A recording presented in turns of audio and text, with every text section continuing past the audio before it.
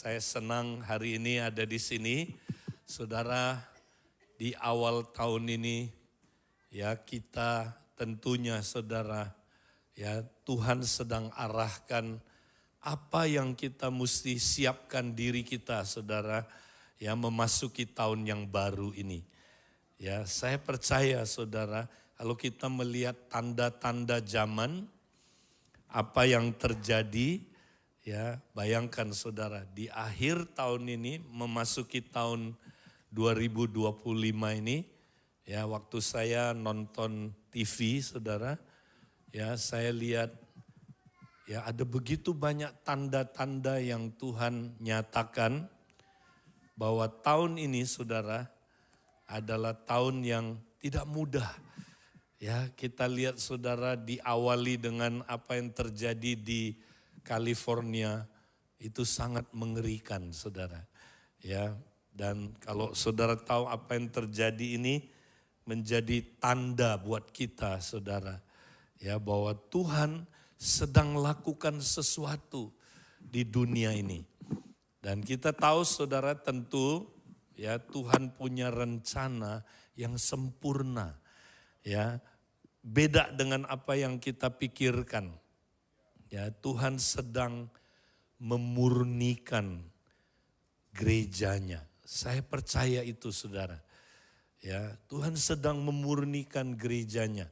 Nah, tahun lalu saudara ketika memasuki tahun 2024, saya dapat sebuah ilustrasi saudara. Tuhan kasih saya lihat sebuah ilustrasi gambaran. Saya melihat ya seperti kita lagi ditampi, ya saudaraku seperti tampian dari gandum, ya atau padi. Saudara kalau padi gandum ditampi itu tujuannya buat apa saudara? Supaya ya semua ya padi-padi yang kosong atau saudara gandum-gandum yang kosong itu tertiup angin. Ya, kemudian saudaraku padi-padi sejati dia akan jatuh kembali ke dalam tampa itu saudara. Nah itu tujuan pertama penampian saudara. Ya, jadi apa yang terjadi hari-hari ini saudara, goncangan-goncangan yang ada sebenarnya saudara Tuhan sedang ya menampi gerejanya saudara. Ya, karena memang ini sesuai dengan firman Tuhan. Ya, di mana saudara Tuhan sedang memisahkan pada akhir zaman antara lalang dan gandum. Antara saudara ya kambing dan domba. Antara murid sejati dengan murid palsu. Dipisahkan saudara. Ya, lewat penampian itu. Makanya saudara kita mesti siap. Hari-hari ini saudara akan ada penampian-penampian. Dan ini saudaraku untuk memurnikan gerejanya saudara. Ya, supaya saudaraku tinggal tetap ya Kristen sejati. Ya, makanya kita jangan main-main lagi saudara. Ya, kita sedang ditampi saudara. Nah yang kedua saudara tujuan penampian, saya juga dikasih lihat lagi ya gambaran yang kedua. Saudara padi kalau udah ditampi saudara, lalu apa yang dilakukan? Proses kedua adalah padinya ditumbuk saudara, betul? Tumbuk ya, terus ditampi lagi. Nah ini penampian yang kedua saudara. Supaya apa saudara? Supaya padi-padi yang sejati ini, padi-padi yang benar ini saudara yang sejati dipisahkan dari sekamnya. Ya, kemudian ditampik sekamnya ditiup oleh angin, maka yang jatuh ke bawah saudara adalah padi sejati. Nah, ini berbicara tentang pemurnian iman saudara. Ya, Tuhan sedang melakukan pemurnian iman. Dan ini justru saudara untuk memurnikan kita. supaya kita makin bertumbuh, supaya kita makin murni, supaya kita makin kudus, supaya kita makin sungguh-sungguh, saudara. Tuhan sedang melakukan penampian. Itu sebabnya, saudara, ya kita jangan lagi jadi orang Kristen main-main, saudara. Nah, apa yang akan membuat kita bisa bertahan di tengah-tengah, saudaraku, ujian iman ini? Nah, itulah yang kita, saudaraku, mau banyak bahas di Abelef KTC ini. Makanya kita di awal tahun ini ya diingatkan kembali ya tentang iman kita. Saudara, hanya orang yang saudara punya iman yang akan saudaraku lulus ujian di akhir zaman ini. Ya, Tuhan berkata kok, nanti waktu dia datang, apakah dia menemukan iman di antara kita, saudara? Nah, karena itu saudara, hari ini kita mau membahas tentang iman sejati. Nah, bagaimana kita, saudaraku, memiliki iman sejati? Nah, kita mau baca, saudaraku, 2 ayat di dalam firman Tuhan hari ini. Di dalam Roma pasal yang pertama ayat 16 sampai dengan ayat yang ke-17. Kita mau baca 2 ayat ini. Kalau boleh Bapak Ibu Saudara sekalian kita baca sama-sama, boleh? Nah, mari kita lihat dimulai dari saya dulu ayat 16. Roma 1 ayat 16 saya baca, nanti ayat 17 kita baca sama-sama. Demikian firman Tuhan, sebab aku mempunyai keyakinan yang kokoh dalam Injil. Karena Injil adalah kekuatan Allah yang menyelamatkan setiap orang yang percaya. Pertama-tama orang Yahudi, tetapi juga orang Yunani sama-sama. Sebab di dalamnya nyata kebenaran Allah yang bertolak dari iman dan memimpin kepada iman. Sebab ada tertulis, orang benar akan hidup oleh iman. Sekali lagi, seperti ada tertulis, orang benar akan hidup oleh iman. Nah, saudara, orang yang bisa bertahan di akhir zaman, saudaraku, adalah orang yang memiliki iman sejati. Saudara, iman ini penting sekali. Ya, Paulus berkata, saudara, sebab aku mempunyai keyakinan yang kokoh dalam Injil.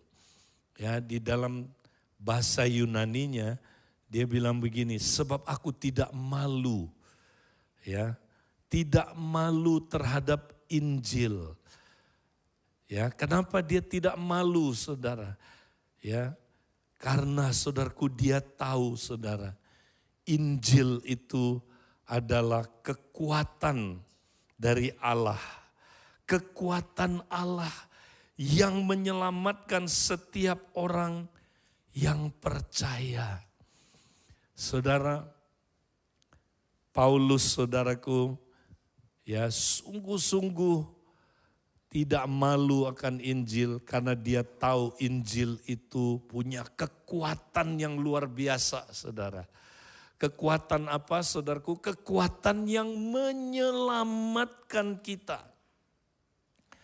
Karena itu, saudara, kalau kita mau ya punya iman sejati, saudara, kita harus mendengar Injil terus. Ya, banyak orang pikir Injil itu, itu hanya perlu buat orang yang belum diselamatkan. Dia perlu dengar Injil Pak Edi supaya dia ya boleh diselamatkan. Betul, saudara. Tapi Injil bukan hanya untuk orang-orang yang belum selamat. Tapi Injil perlu didengar terus oleh kita. Karena saudaraku, ya ketika kita mendengar Injil, ketika kita saudaraku ya menerima Injil itu, maka ya pendengaran akan Injil itu, pendengaran akan firman itu menimbulkan iman. Dan iman itu saudaraku yang akan menyelamatkan kita. Ya, saudara, jadi kita mesti terus-terusan saudaraku berfokus kepada Injil. Ya, ada saudaraku gereja yang tidak pernah beritakan Injil. Yang diberitakan adalah apa saudara? Ya, kalau kau percaya Yesus kamu pasti kaya. Kalau kamu percaya Yesus kamu pasti sukses. Itu bukan Injil yang diberitakan oleh Alkitab saudara. Ya, kalau kamu percaya Yesus, ya, kamu hidupnya pasti diberkati. Ya, nah itu bukan Injil yang diberitakan saudara. Tapi Injil itu berita bahwa saudaraku karena kematian Yesus di kayu salib. Oleh karena pengorbanan Yesus di kayu salib, maka kita saudaraku orang berdosa dibenarkan oleh karena saudaraku karya Yesus di kayu salib. Kita diselamatkan bukan karena perbuatan baik kita, tapi kita diselamatkan oleh karena karya Yesus di kayu salib. Maka saudaraku melalui itu kita saudaraku dibenarkan. Kita menjadi orang benar. Kita diselamatkan bukan karena perbuatan kita, tapi karena karya Yesus di kayu salib saudara. Saudara, ini kita mesti dengar Injil. Karena hanya Injil yang punya kuasa yang menyelamatkan kita saudara. Ya, kuasa seperti apa yang ada pada Injil itu saudara. Kata menyelamatkan di sini saudara, ya, itu berasal dari kata soteria, ya, keselamatan. Saudara, keselamatan itu ya bukan hanya saudara ya suatu event kita terima, tapi keselamatan itu saudara sebuah proses yang terus kita akan alamin saudara. Dari ketika kita pertama terima Yesus, percaya Yesus, sampai nanti kita ketemu dengan Tuhan. Kita lihat satu ayat di dalam Roma pasal yang ke-13 ayat 11. Saya bacakan ayat ini saudara. Hal ini harus kamu lakukan karena kamu mengetahui keadaan waktu sekarang. Yaitu bahwa saatnya telah tiba bagi kamu untuk bangun dari tidur, sebab sekarang keselamatan sudah lebih dekat bagi kita daripada waktu kita menjadi percaya. Jadi keselamatan itu kata Paulus saudara, ya, sekarang itu keselamatan sudah lebih dekat bagi kita daripada waktu kita menjadi percaya. Nah, artinya saudara keselamatan itu ya enggak sekali kita terima beres. Tapi rupanya kita udah selamat saudara. Tapi terus dalam proses diselamatkan ya sampai nanti selesai proses keselamatan itu saudara. Nah, ini yang banyak orang enggak ngerti saudara. Orang pikir saudaraku keselamatan itu puji Tuhan saya terima Yesus. Ya, dosa saya sudah diampuni beres. Saya sudah selamat. Ya, itu baru satu aspek saudara. Ternyata keselamatan itu saudara proses. Ya. Jadi pertama saudara kalau kita lihat kita diselamatkan ya dari hukuman dosa dulu saudara. Jadi proses keselamatan itu kita pertama diselamatkan dari hukuman dosa. Nah, apa itu hukuman dosa saudara? Ya, Akibat pelanggaran kita, saudara, karena dosa kita, maka kita mengalami murka Allah. Kalau kita enggak percaya Yesus, saudara. Mengerikan sekali murka Allah itu, saudara. Ya, semua kemarahan karena perbuatan kita dalam dosa, saudara, akan ditimpakan pada kita.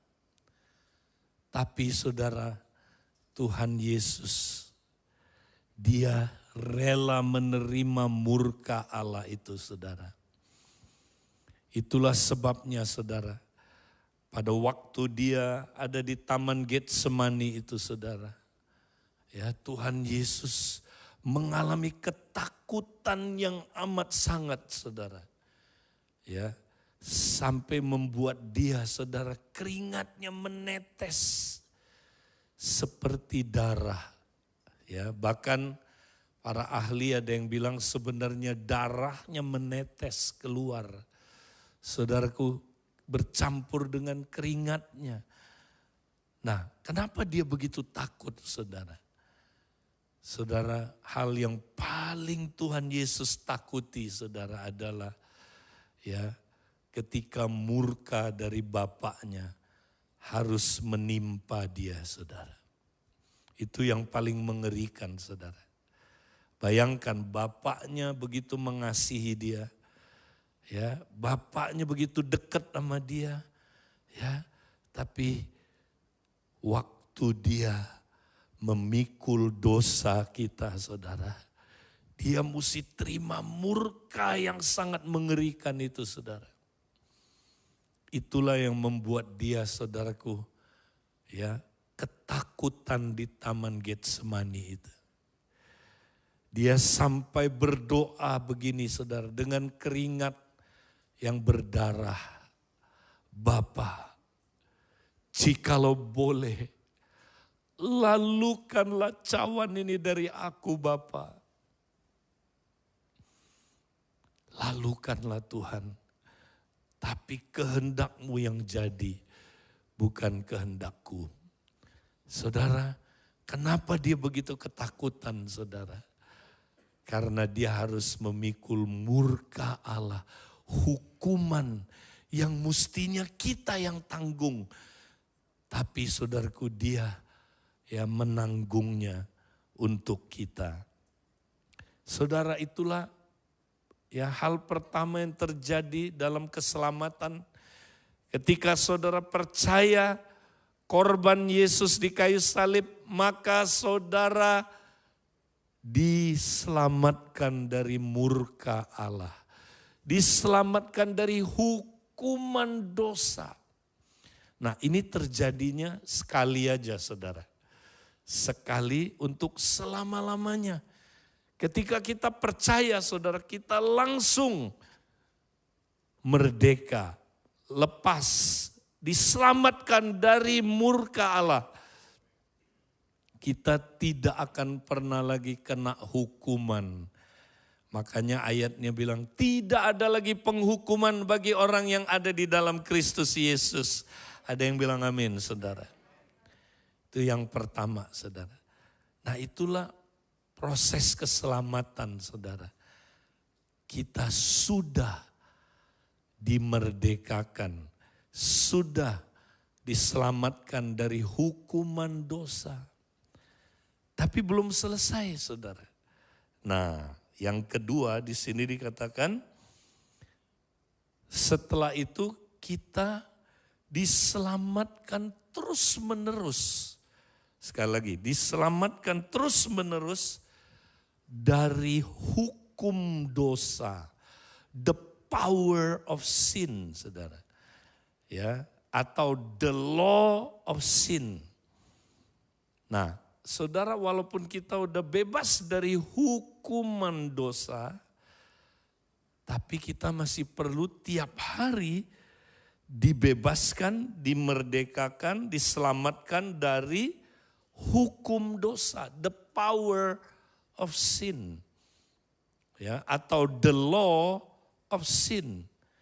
Nah, apa itu the power of sin, saudara? Ya, hukum dosa dan maut itulah Roma 7, saudara. Ya, jadi orang yang gak ngerti ini saudara, dia akan ngalamin Roma pasal 7. Nah, Roma pasal 7 itu orang yang bergumul dengan hukum dosa tiap hari, saudara. Ya, nah kalau dia nggak ngerti gimana dia bisa mengalami kemenangan, saudara, maka orang ini frustrasi. Saudara pernah ngalami Roma pasal yang ke-7? Nah, Roma 7 itu apa, saudara? Begini, apa yang baik yang aku ingin lakukan, aku nggak bisa lakukan, tapi apa yang aku benci, yang jahat, itu justru yang aku lakukan. Saudara pernah seperti itu?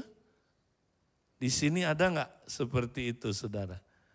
Oh, Pak Billy nggak ada loh, hebat. Ya, di sini nggak ada hebat, udah dewa semua.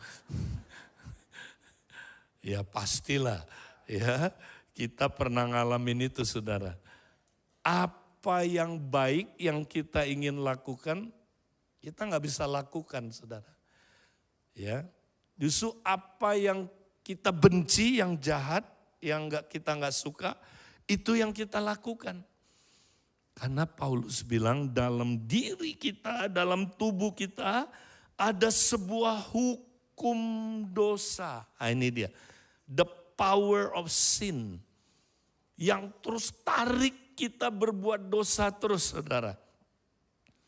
Ilustrasinya adalah seperti hukum gravitasi. Ya, kalau saya, saudara, lepaskan apa ini, saudara, ya, benda ini saya lepaskan, saudara, dia jatuh kemana, saudara? Jatuh ke bawah, ya. Dia nggak bisa, saudaraku, nggak jatuh ke bawah. Kenapa? Karena ada tenaga, kekuatan yang konstan tarik dia terus jatuh ke bawah, saudara. Ya, nah saya mau coba lawan bagaimanapun saya kalah. Karena kekuatan yang tarik dia ke bawah itu konstan.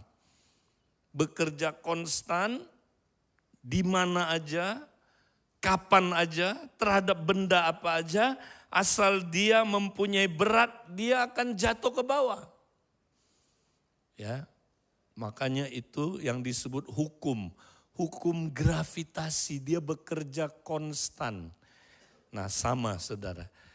Kita tiap hari, saudara, kita mengalami, kita, saudaraku, dikuasai oleh hukum dosa dan maut.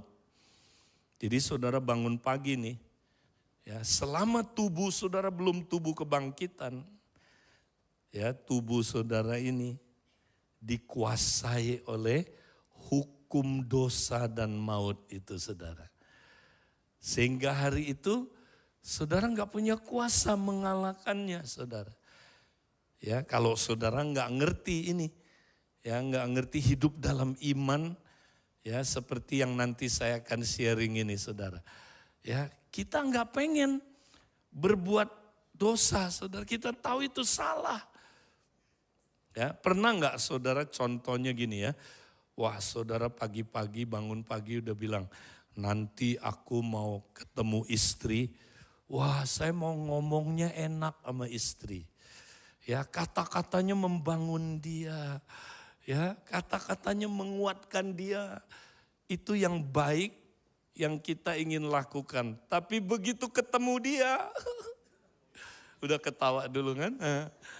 Nah, ini langsung tunjuk-tunjuk suaminya, tunjuk, ya. Nah, begitu ketemu, saudara, bukan yang baik yang kita inginkan yang keluar. Ya, yang keluar kata-kata yang, saudaraku, menyakitkan, kata-kata yang tidak membangun, kata-kata yang, saudaraku, menghancurkan, kata-kata yang merusak, saudaraku. Padahal kita tahu saya tidak mau seperti itu. Pernah begitu? Kayaknya nggak pernah ya di sini.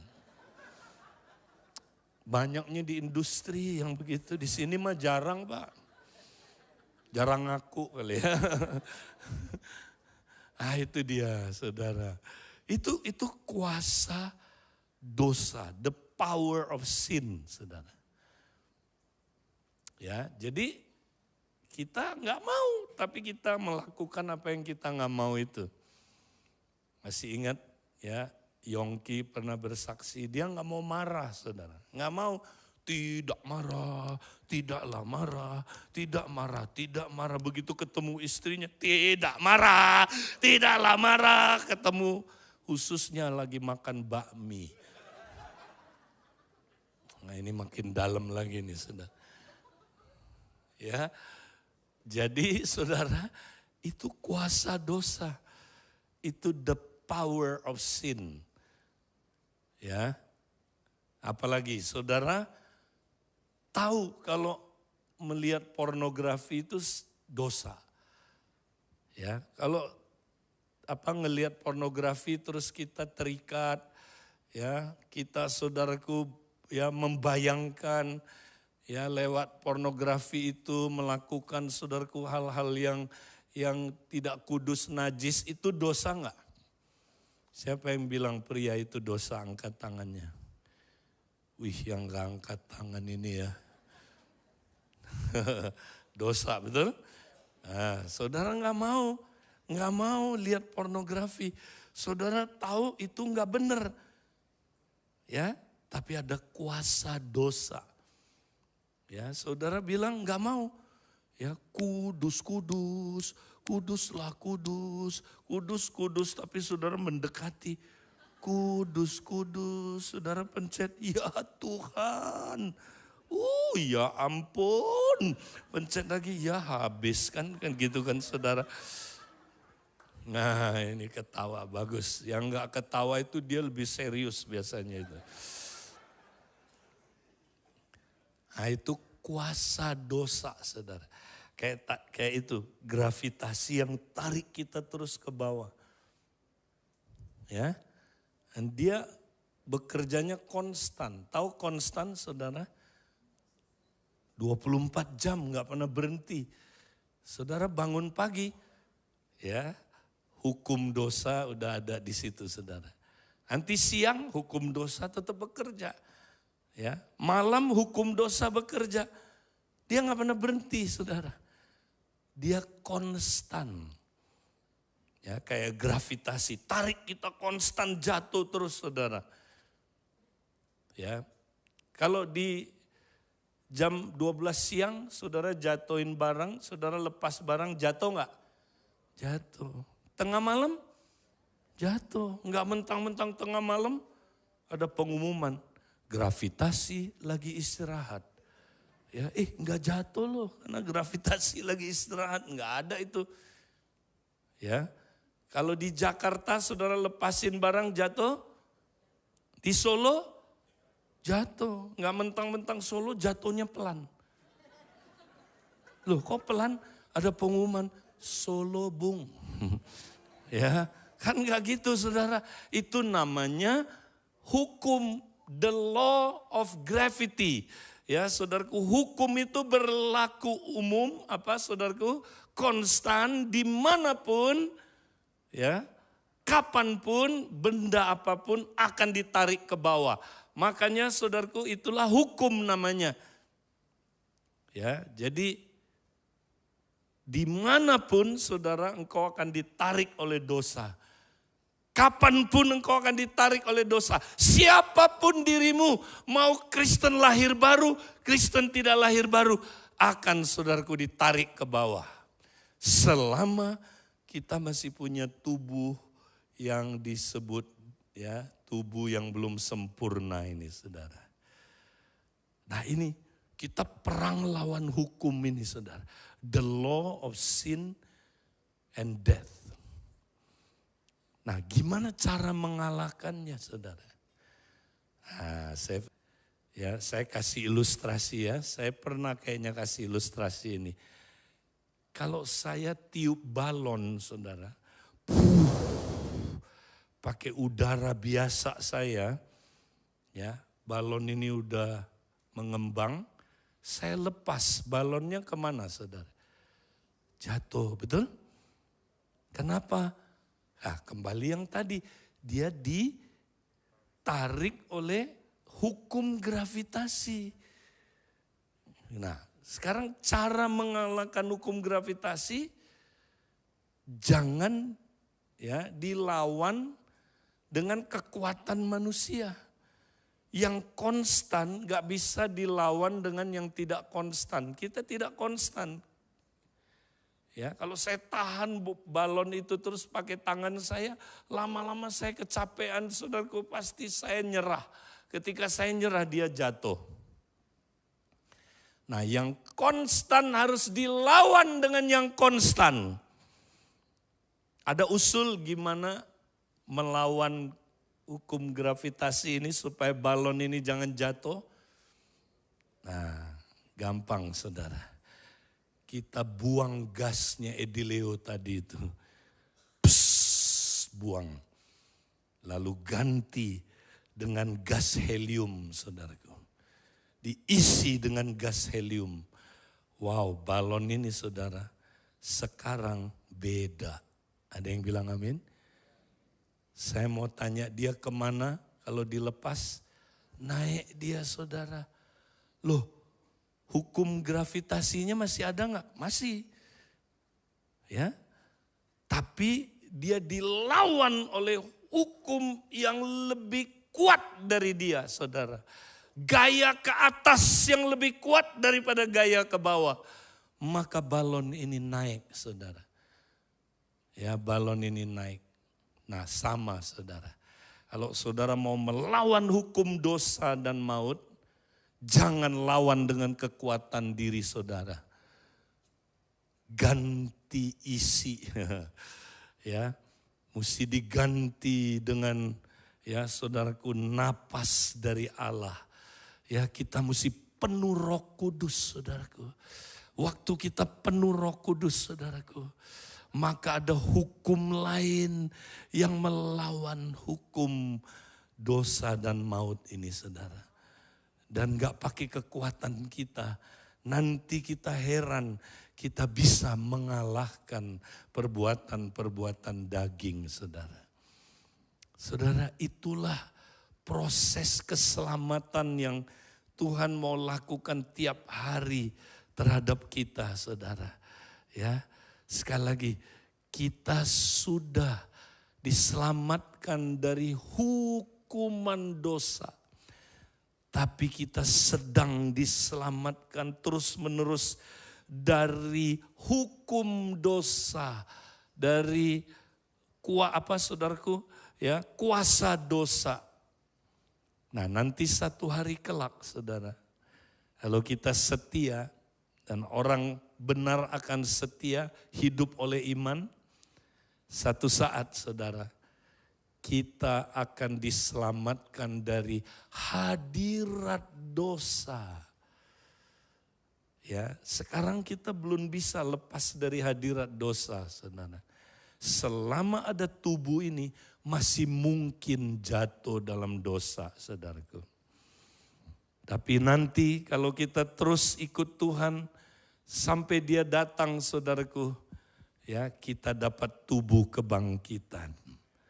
Pada waktu itulah saudara, tubuh kita tidak mungkin berdosa lagi. Saudara bersyukur? Makanya keselamatan yang Tuhan berikan itu sempurna saudara. Ya, kita dibuat nanti saudara tidak mungkin berdosa saudara. Ya. Sebelum kita lahir baru kita tidak mungkin tidak berdosa saudara. Ya. Waktu kita sesudah lahir baru kita mungkin tidak berdosa, tapi masih mungkin berdosa. Tapi nanti saudara, ketika Yesus datang kembali, kita tidak mungkin berdosa lagi saudara. Saudara bersyukur? Ya, apa masih mungkin? Wah gawat kalau masih mungkin. Kalau nanti masih mungkin berdosa, nanti ada yang jatuh dalam dosa, Tuhan Yesus turun lagi. Ya, Natal lagi. Saudaraku, Kemudian saudaraku dia mesti turun naik terus saudaraku. Karena ada orang yang bolak-balik jatuh dalam dosa. Karena masih mungkin jatuh dalam dosa.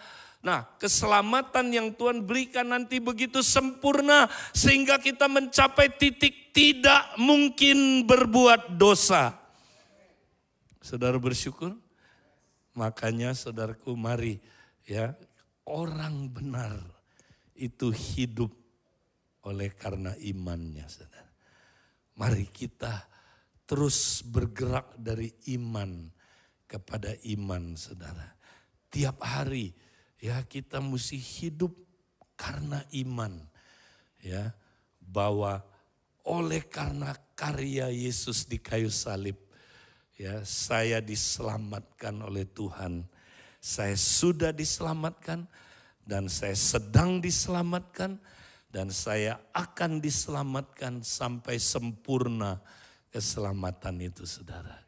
Berapa banyak saudara bersyukur untuk keselamatan yang begitu besar yang diberikan pada kita, saudara.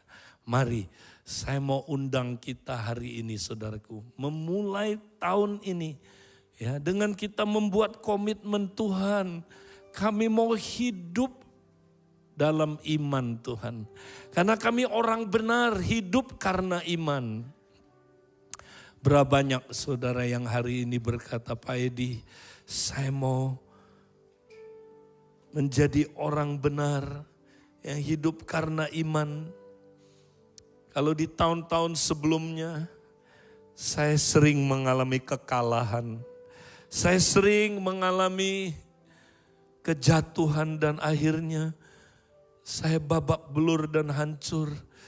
Tapi hari ini, Pak Edi, saya mau hidup karena iman. Kalau itu adalah saudara, saudara mau buat komitmen hari ini, saudara. Hidup karena iman. Bangkit berdiri di tempat saudara. Kita mau datang kepada Dia, saudara. Kita mau siapkan hati kita menghadapi apapun tahun ini, saudara. Saudara, orang beriman tidak akan terkalahkan. Orang beriman tidak akan goyah, saudaraku. Terima kasih Tuhan.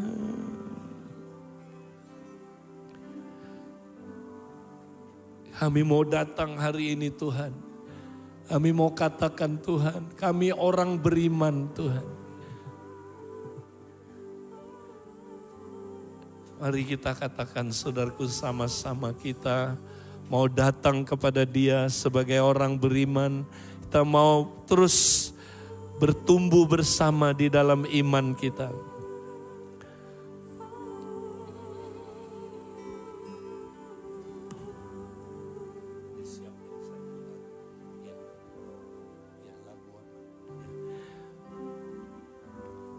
Mari kita sama-sama katakan, saudara.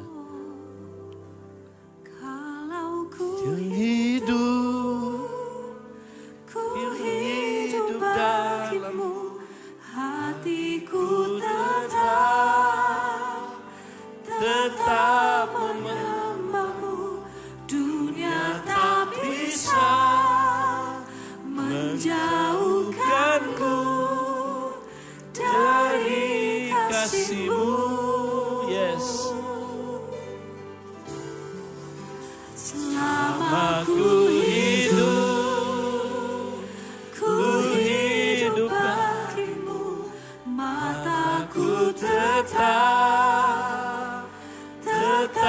memandangmu. Dunia tak bisa menjauhkanku dari kasih-Mu.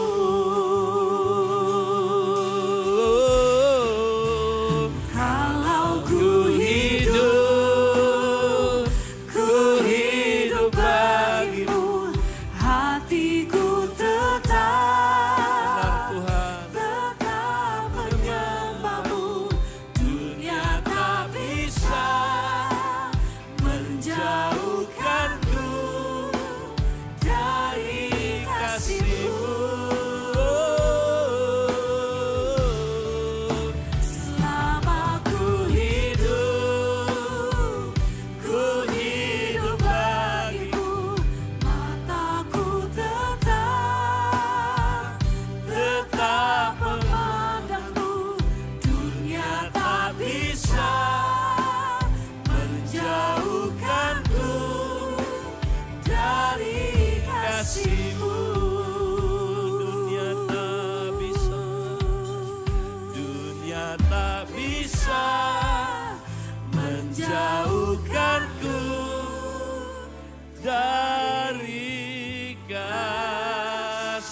kasih-Mu.